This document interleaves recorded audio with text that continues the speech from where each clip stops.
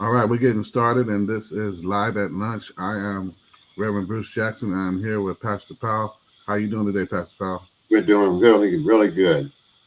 All right, all right. And today was one of those days, as we get into this Jeremiah journey. Um, I read chapter 48. I'd love to hear your thoughts on it. What did you think about chapter 48 that we read this week? Well, it was interesting in that God is dealing with Moab, Mm-hmm. and he is way more specific about what's going to happen with them than Mm-hmm. he was about the Philistines. Yeah. And so it's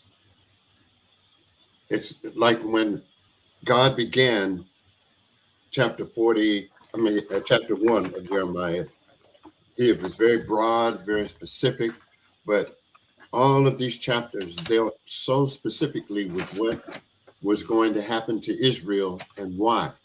Mm-hmm. And God used different people to judge Israel to try to get them to fall back into line and to return to Him.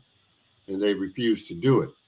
So, all of these people He has used to chastise Israel, but now He's going to punish them for punishing Israel. And that shows us that Israel is still God's main focus, and Israel is the apple of His eye. Mm. So when you saw this, right? When I read it, I got a lot of this coming out as far as I'm gonna destroy and create disaster for the places. He names the places, Right, but he doesn't name the people. But it's because of the people and their practices. right. And it's interesting that he deals with the inhabitants by destroying the place that they inhabit. Absolutely. And in this case, one of the things that he's dealing with Moab is pride. Yeah. Judgment of Moab deals with the pride of its inhabitants. Hmm. So we see it, and we see, you know, that they're dealing with God's dealing with them based upon basically their attitude, essentially, as one of the main things that he's dealing with. Absolutely. And also, we see that when God pronounces judgment on these people, um, the judgment on the Philistines last week, and now the judgment on Moab, uh, he gives a prophecy that is all encompassing, Hmm. so that when we look back at history, we can see that everything that God said, to the point that these people would not be, they would never be able to gather together in nations again. We see that has happened, 100%. Yeah, we're looking at an issue that is, you know, here it is. Moab is being judged by God, and God is laying it out, and He gives some good reasons why, including the pride and arrogance. And to get into it, let's take it from here. This judgment is really the pride of these people, their arrogance, them trusting in their own achievements. And not only does God say that he's going to destroy them, their land, but he's going to make the people, its inhabitants, he's going to make them a laughingstock and a derision among other nations, based upon this judgment. Mm-hmm. And so it's not just losing the land. It's not just, dealing with a minor issue. he's like, oh no, you're not just going to lose it. This is what's going to happen with you. And so the chapter opens up with concerning Moab, thus says the Lord of hosts, the God of Israel, woe to Nebo, for it's laid waste. Kiriathaim is put to shame, it is taken. The fortress is put to shame and broken down. The renown of Moab is no more. In Heshbon, they plan disaster against her. Come, let us cut her off from being a nation. You also, O madmen, shall be brought to silence. The sword shall pursue you. And so this is how this thing opens up. Right, and it's interesting the way he describes it. Behold, water rise out of the north, and shall be an overflowing flood. They shall overflow the land and all that is in it. So this shows the all-encompassing hand of God when he pronounces on the people. And it doesn't matter how strong people are. If God has made a judgment against you, even a weaker enemy can bring you down. Yeah, we saw that with the case of Egypt and its judgment. And so Right. when we look at Moab, it's its pride is one thing, and it goes back to this, right? This chapter actually coincides with part of Isaiah 16 and Zephaniah chapter 2. Absolutely does. And so pretty much, like I've been trying to say, a lot of times when we're talking about the scripture, there are, those that are contemporaries, of Jeremiah. Everybody wasn't a prophet in the same particular land or region, but they are prophets at the same time. You'll get part of it in Ezekiel. You'll get part of it in Zephaniah, like I said, but they begin to correlate in their prophecy and what they're talking about. And Isaiah has some overlap, but it looks at it from a different position as well. And so when we look at Isaiah, Isaiah says, we have heard of the pride of Moab and excessive pride, even of his arrogance, pride, and fury. His idle boasts are false. Therefore Moab will wail. Every one of Moab will wail. You will moan for the raisin cakes of Kersheth, as those who are utterly stricken. Right? And that's Isaiah 16, 6 and 7. And then Zephaniah chapter 2, 3 verses from there, 8 through 10, say, I've heard the taunts of Moab and the rivalings of the Ammonites, how they have taunted my people and made boast against their territory. Therefore, as I live, declares the Lord of hosts, the God of Israel, Moab shall become like Sodom, and the Ammonites like Gomorrah, a land possessed by nettles and salt pits, and a waste forever. The remnant of my people shall plunder them, and the survivors of my nation shall possess them. This shall be their lot in return for their pride, because they taunted and boasted against the people of the Lord of hosts. And so the identity of God here is particular because he's the Lord of hosts and he's the God of Israel. And he's specific about that in saying this, that, hey, if you didn't know, now you know my heart is with Israel. That's my nation. That's who my people are. And another go ahead. another thing in his description of their destruction, he said they'll be like Sodom and Gomorrah. Mm-hmm. And Sodom and Gomorrah, we know, were completely wiped out. The land, no one could inhabit it again. And he says, a land possessed by needles and salt pits and a waste forever. And when you go over to the land of Israel and the surrounding countries, there are areas, I've had a few friends that have gone over there.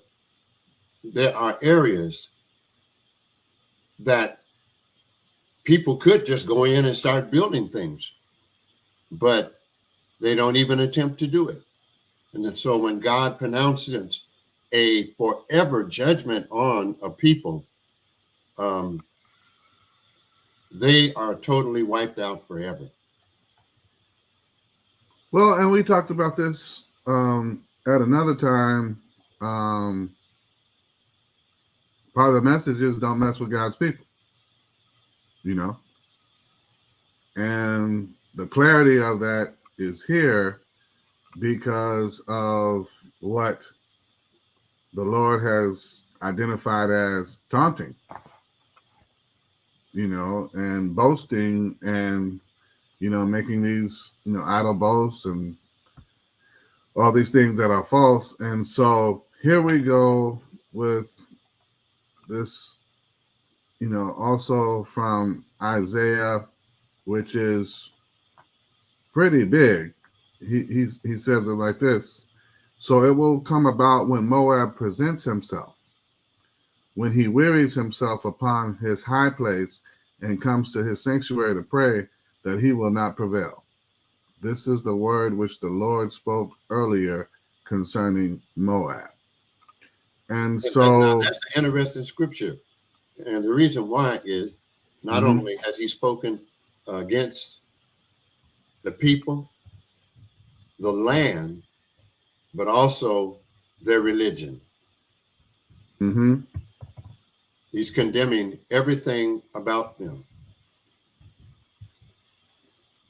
Yeah, and we know from previous study, those high places are, in most cases, those high places tend to indicate idol worship. Absolutely, yes. You know, and as we get into it, we'll see more so how idolatry also plays into this whole separation of Moab and its people from the God of Israel.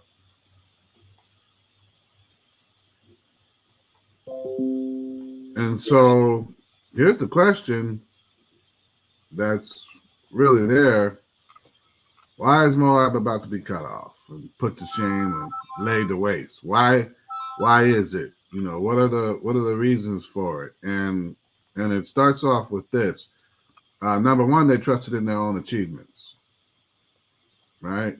Mm-hmm. And God says it in verse 7 here. He says, for because of your trust in your own achievements and treasures, even yourself will be captured. And Chemosh will go off into exile together with his priests and his princesses. Right? Mm-hmm. And so you've got this whole idea of, you know, self-made, and we did it on our own. We look at what we've done. we're back to the attitude and outlook of, what we can do and what we've achieved. And so that's number one on the list. Number two is this one reads funny, but let me say it. Cursed be the one who does the Lord's work negligently, and cursed be the one who restrains his sword from blood. It gets into this idea of if you had priests in place, but were they doing their job? Right. You had people in place, were they doing their job? It's the same thing like when we covered Malachi and people were in position but not fulfilling their role. And we have to think about that. How are you playing out your role, and is it pleasing to God? And so there's That this is very negligence. important, and it also is a warning to us today Mm-hmm. that God doesn't want us to haphazardly do his work. Yeah. He Not wants, haphazardly or half-heartedly. right, half-heartedly. You know. He wants us to be fully committed. Yeah. And so this was really I don't know if I want to say eye-opening as much as I would say revealing that God would, would put that in terms like that. God would state that case of, look, y'all haven't done your job, and this is part of the problem. And that is a warning to all in the ministry today. Mm-hmm. He's saying, I expect you to be on top of your game. I expect you to study. Haphazard, every now and then, God is not accepting that. And that Jeremiah 48:26, make him drink, for he has become arrogant towards the Lord. So Moab will wallow in his vomit, and he also will become a laughing stock. And Mm-hmm. but do you notice how he describes uh, in vivid detail?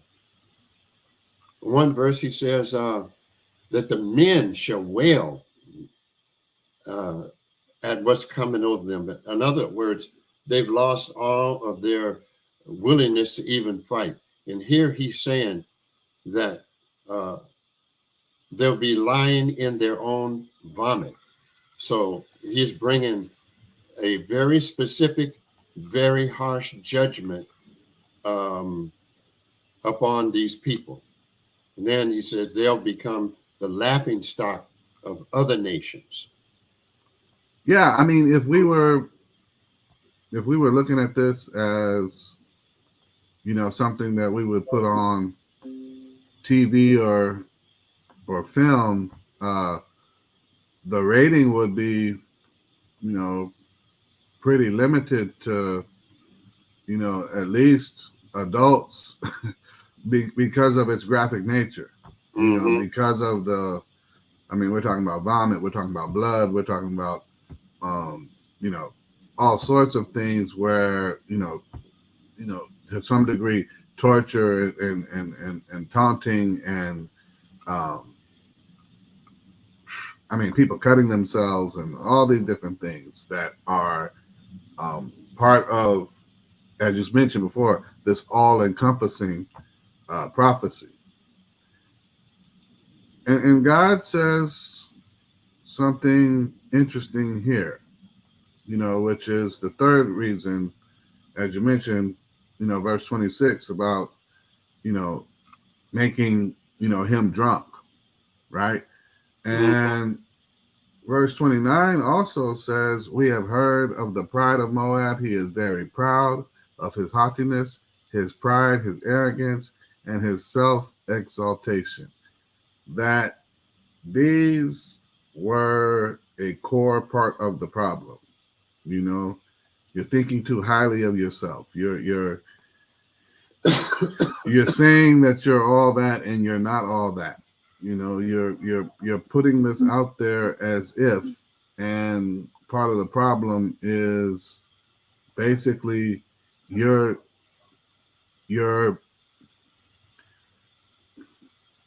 are living in vain, if I can put it that way. You are living in this contentious time where you could, you could very well actually find yourself on the wrong side of God. Yes. And for believers out there, the issue is, they were attributing their achievements and wealth and all this stuff to, quote unquote, what they had done, what they had made, what they had established.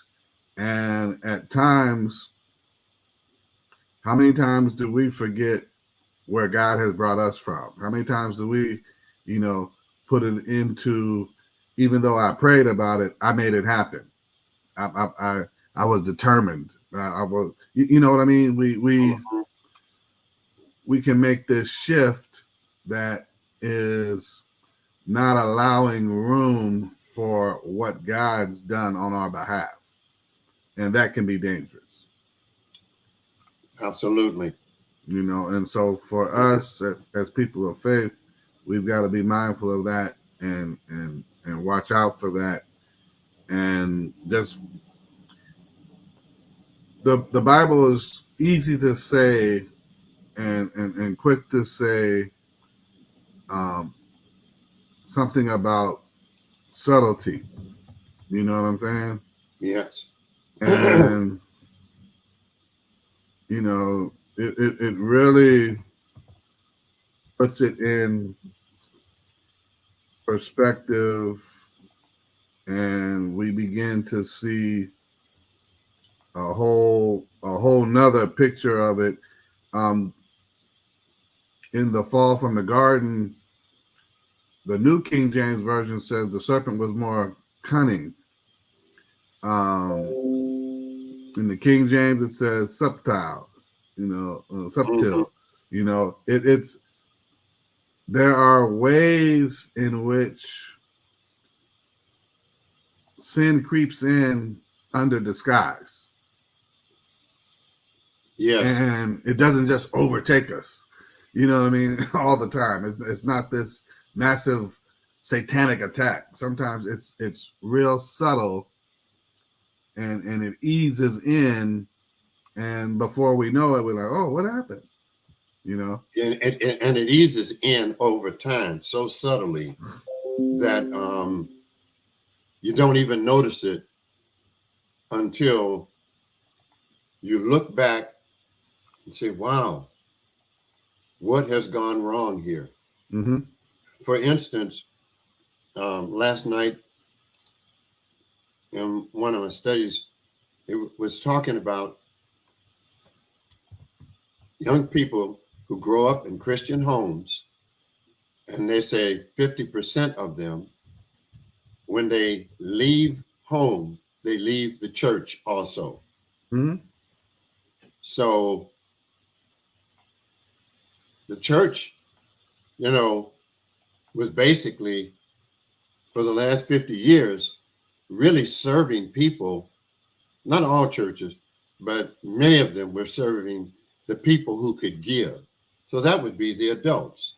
So all the programs were designed around adults. And the children's programs were scampy at best.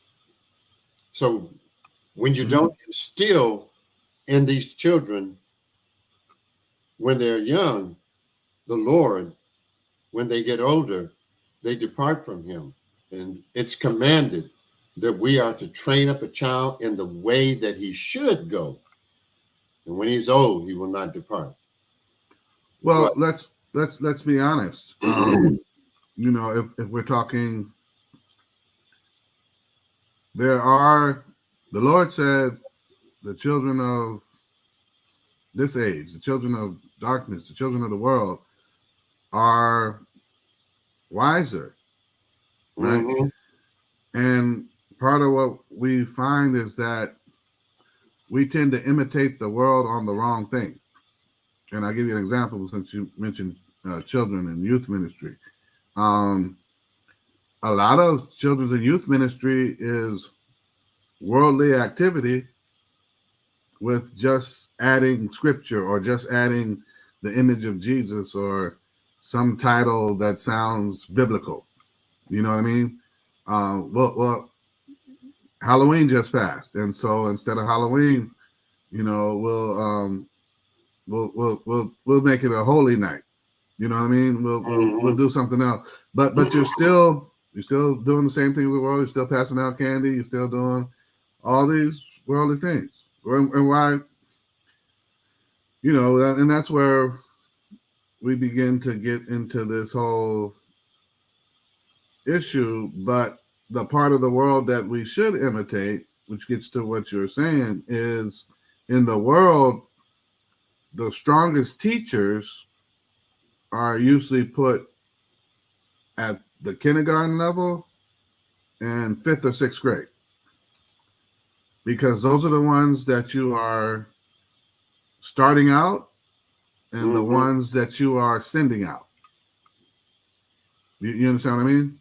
And so that's how a principal might balance their staffing for their classroom. They need a strong teacher in kindergarten that can really, you know, get these kids to learn and get them started. And so by Thanksgiving, that, you know, that they're starting to be able to, you know, put words together in the sentences and things like that. And so they begin to build up formatively. And then in 5th or 6th grade, they're getting the skills that they need to go out and further into middle school or junior high school. And so we don't do that in Sunday school in the church. We don't put our strongest in those ranks. What we usually do is find out whoever's willing, who's willing to be to volunteer or who's willing to be assigned. You know what I mean? And so that's part of the challenge for us in dealing with that. We can lose people because we haven't created a strong base for them to stand on. Come on. If your VBS is teaching on the principles of love, how are you teaching the same principles to your children and youth on their level? Right? It's not, you know, it's not all fun and games. You know, when do you teach the faith? You know, and that's part of it. We get away from it and lose it. And so here's the 4th reason for their downfall. I will make an end of Moab, declares the Lord, the one who offers sacrifice on the high place and the one who burns incense to his gods. Verse 35. And it's idol worship. It's come up again and again, turning to other gods. You know, this, and you see it in what these people will experience as their destruction and how they'll deal with it, particularly when God is talking about, you know, the gashes that you'll see that people have. because part of it's a blending of religion, right? It's a blending of Jewish tradition, right? Mm-hmm. You know, we might as well go there now, right? Here we go. Here it is. Here's what they'll experience, right? They're going to become a laughing stock and a derision, a horror to all that are around him, as verse 39 says. Mm-hmm. They're going to appear as an undesirable work, you know, with signs of mourning, which include, I got it here in my notes. We've got baldness. We've got them being shaven. We've got them in sackcloth. Only thing missing is the ashes. But then you also have them suffering gashes, right? And that gets into the whole idea of them, you know, cutting themselves, Right. you know, and this notion of if I cut myself, they'll see that I'm willing to sacrifice enough, and you know, this God will hear me, this God will recognize me, and they'll see, you know, what I'm willing to do, right? And here's the other part. God introduces this year of punishment that's going to be upon them, and the here's the part that people need to be careful. You know, the biblical scholars and interpretation can really throw you off if you're not astute or steeped in your study, because anytime you actually deal with days, you know, the days of creation, years, right? Um, biblical biblical scholars start throwing out this stuff of, well, was it a literal day, or was a day, as it says, 1,000 years to the Lord? You know what I mean? Mm-hmm. And was it a literal year, or was it, you know what I mean? And so some of it gets lost in translation and interpretation. And so let's agree on this. Whatever the year of punishment would be, it was going to be an extended period of time, is what God is saying. Right. It's not just going to be a A couple boom of and days. you're wiped out. This is going to be Mm-hmm. over an extended period of time. And so that should be acceptable enough, rather than someone saying, well, a year of punishment would be beyond 365. You know,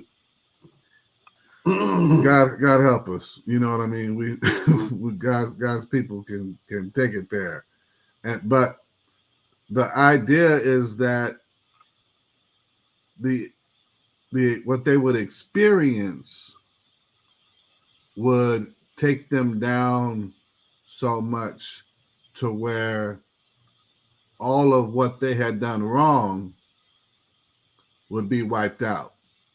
And another point is, you can tell the relationship of God to a people by how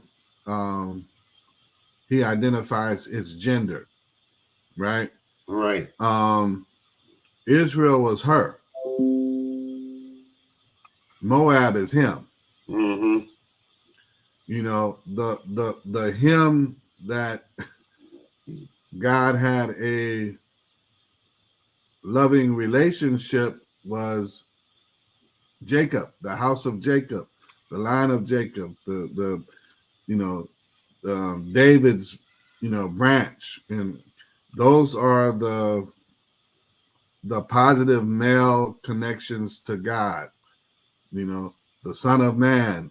And so here it is that when he's talking of a nation, when he speaks of it as him, it's usually at a distance. I'm gonna deal with him like that. Right. But her I'm going to embrace. Right.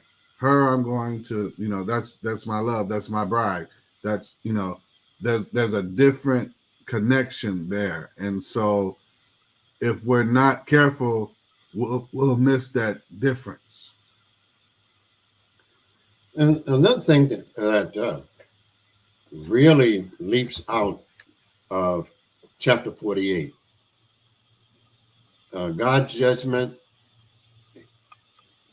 no person will escape. His judgment is sweeping. Mm-hmm. His judgment is all encompassing. And it's sad to say, but even the children suffer because of their parents. And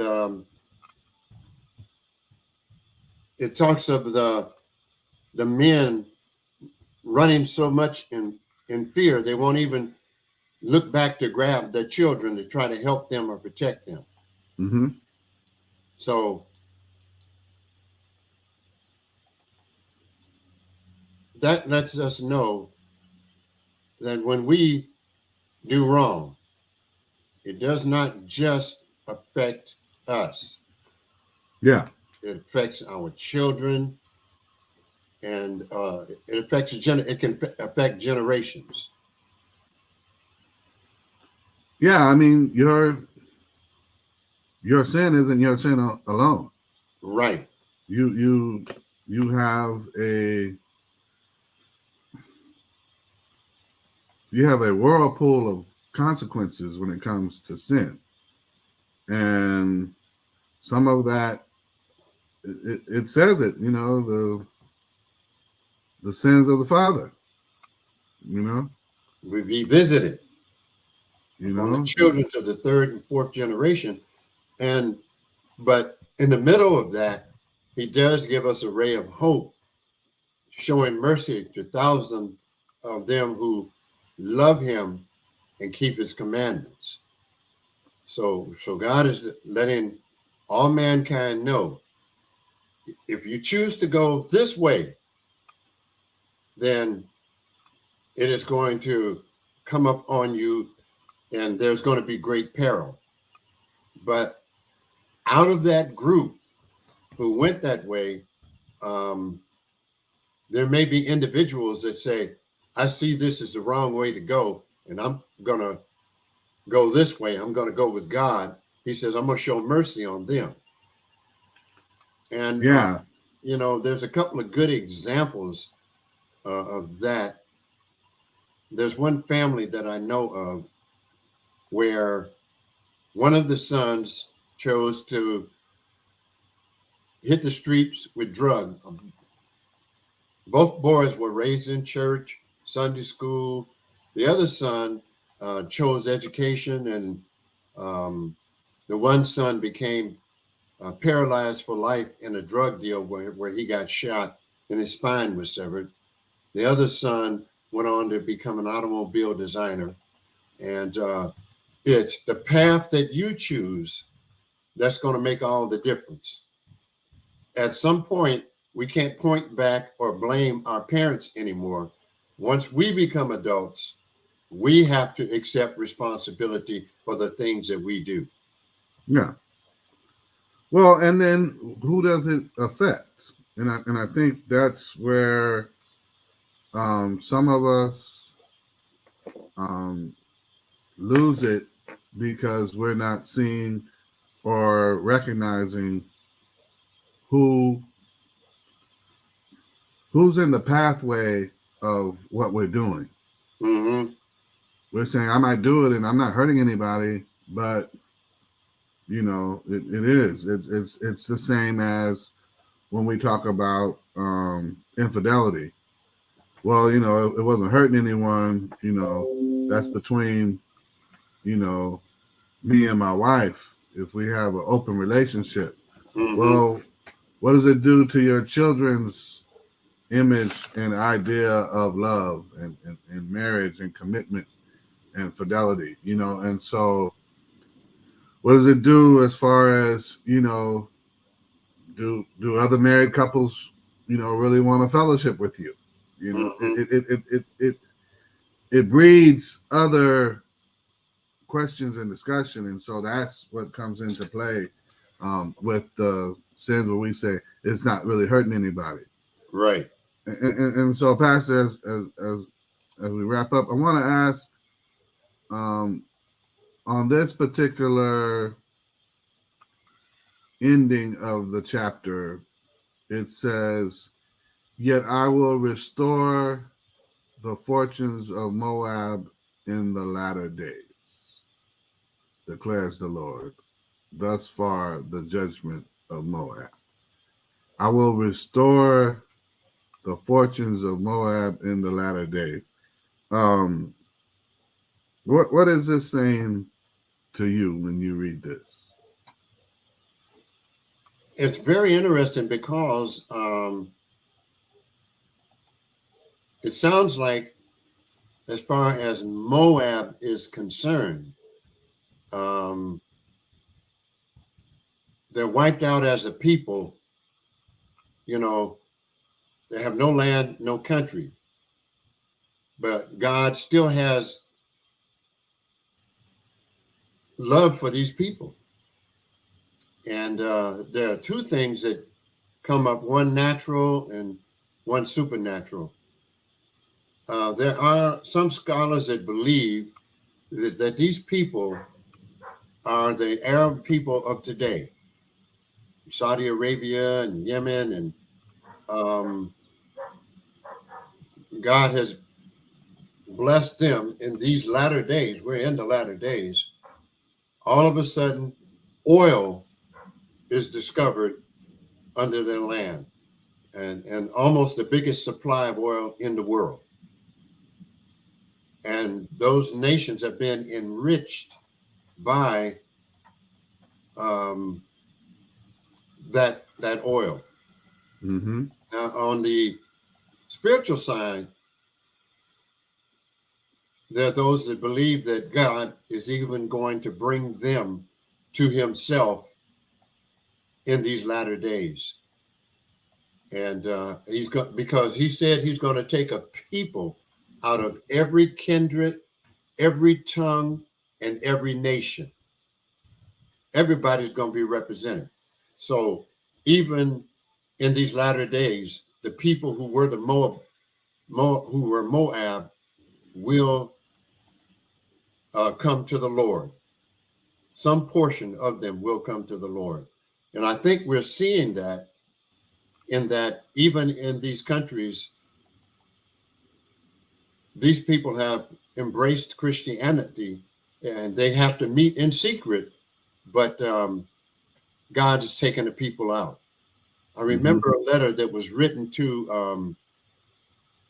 to TBN from a girl. She was 17, and she lived in an Arab country. And somehow she stumbled across TBN, and she just liked the joy and the happiness that seemed to be in the people. And she liked the freedom that the women had. And she gave her heart to Christ. And she wrote this letter to TBN. She says, by the time you receive this letter, I may be dead. Mm. Because if anyone in my family finds out that I've embraced Christ, they will kill me. Now, we don't have any kind of threat like that against us. And we're taking our relationship with the Lord as haphazardly as we can. And it's very sad, that there are those who are willing to give up everything, including their lives, Mm-hmm. to claim Jesus Christ as their Lord and Savior. And so I do believe that God is going to, at some point, begin to divide the sheep from the goat. And the way that happens generally is through persecution. And when that persecution comes, There are going to be those who are going to stand up for Christ no matter what. And there'll be those who say, oh, gee whiz, if it takes all that, I'm out. I'm out.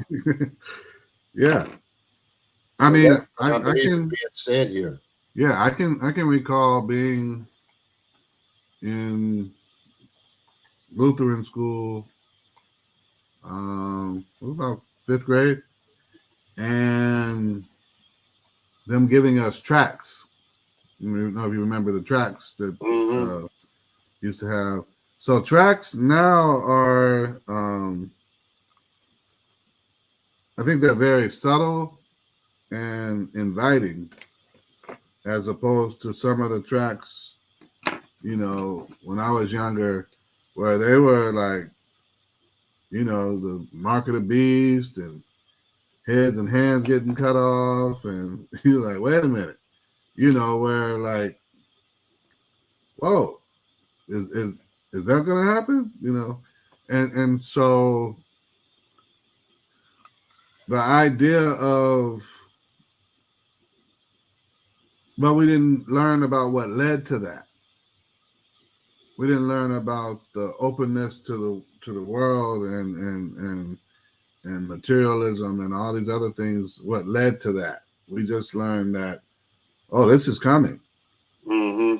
And do you want this or do you want to go to heaven? Well, yeah, I don't want to suffer that. So I'm, sign me up for heaven, whatever that means. You know what I mean? It's if we look at it and see about as Christians, right? How are we promoting the relationship with the Lord? People might treat it differently, but right now I think it's there's not enough pressure for a response, or you can't even talk about a revolution of, as Kirk Franklin said, do you want a revolution, which is a drastic, extreme change. Right. You won't have that because, it's going all right. It's going pretty good. God's good all the time. We're I'll say it this way: too many people are rhetorically religious. They are in the rudiments and routine of religion. If I show up at 11 o'clock on Sunday, I've done my part. If I give 10%, I've done my part. If I feed the homeless once a month, I've done my part. You know what I mean? Mm-hmm. And read the book. The book says I don't. That's not what I'm looking for from God.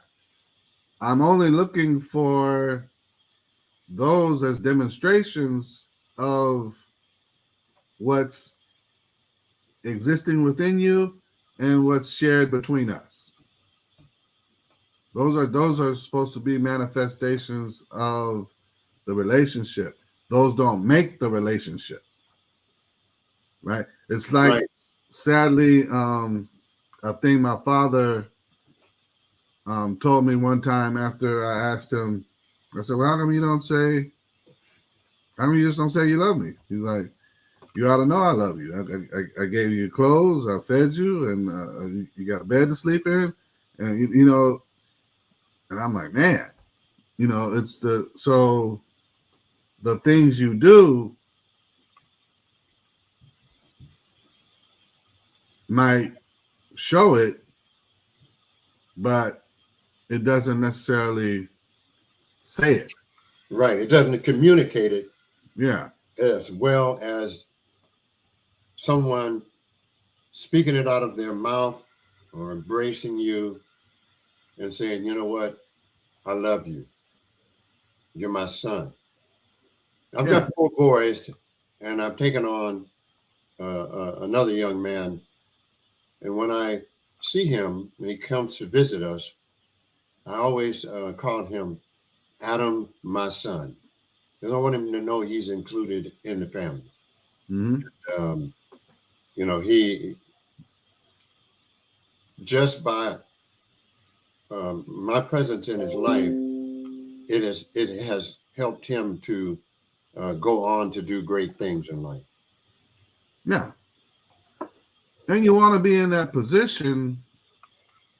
And when we look at this relationship with God and even Moab, to say, look, I'm going to have folks laughing at you. I'm going to have folks pointing you out. I'm going to have folks talking about you. But in the end, Mm-hmm. right, after all this, I'm still going to restore you, which, as it says in, today in the word, that's a indication of God's mercy and love, his forgiveness, His grace. Come on. Mm-hmm. The same stuff that we embrace as Christians. And so if we had to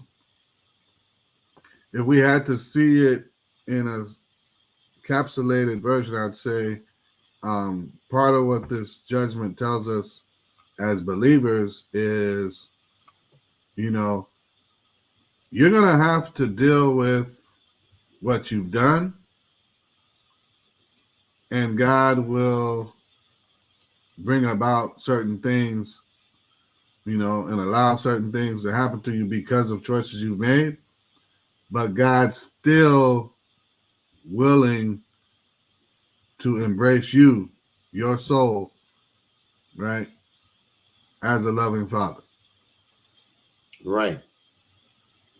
And that's part of what, let's get past the guilt and embrace grace. Let's get beyond the stuff that's held us back for so long and embrace the things that will cause us to go forward. And so that's what I would say would encapsulate a lot of this message in this chapter. How about you, Pastor? Just a couple of thoughts.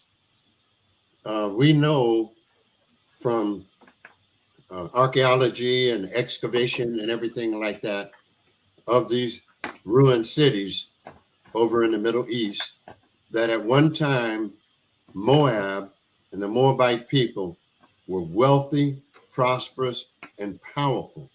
Mm. And God, in the midst of everything, told them this is what's going to happen to you. So what it tells me for us today, if we place our trust in the wealth and possessions of this world, God's hand of judgment will fall upon us. Mm. And I see people today in America doing that very thing. The Lord must be first and foremost in our lives. Our trust and hope for a bright future must be in the Lord, not in this world. Because we can lose our wealth, prosperity through a host of unseen events, including these. And we are starting to see some of these things as the unintended consequences of policies of the government. An economic slump, a recession, depression, bankruptcy, uh, strikes, and just all kinds of things can happen. We can lose our job, become unemployed. In other words, God is saying, be humble, be loving, be kind, keep me first in your life, and I will bless you. But if we go the way of the world, we have to suffer the consequences of the world. And the wealth and the possessions cannot bring us true security in the end. Okay.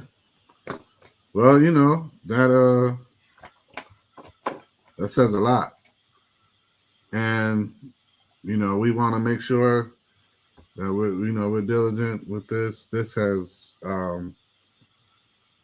just really shown where, as I said before, we can see what happens when you get on the wrong side of God, when you have wronged God's people, and what it leads to. And so, listen, we'll try this again next week. We'll be on chapter 49 next week. We will definitely push forward. We are so close to the end. You know, it just it's something else to see. You know what I mean? That we are so near to the end of this Jeremiah journey. And so join us again next week at 9 a.m. Pacific Standard Time. We'll be here, you know, and this Jeremiah journey will continue. God bless. Godspeed. Blessings to you. God bless.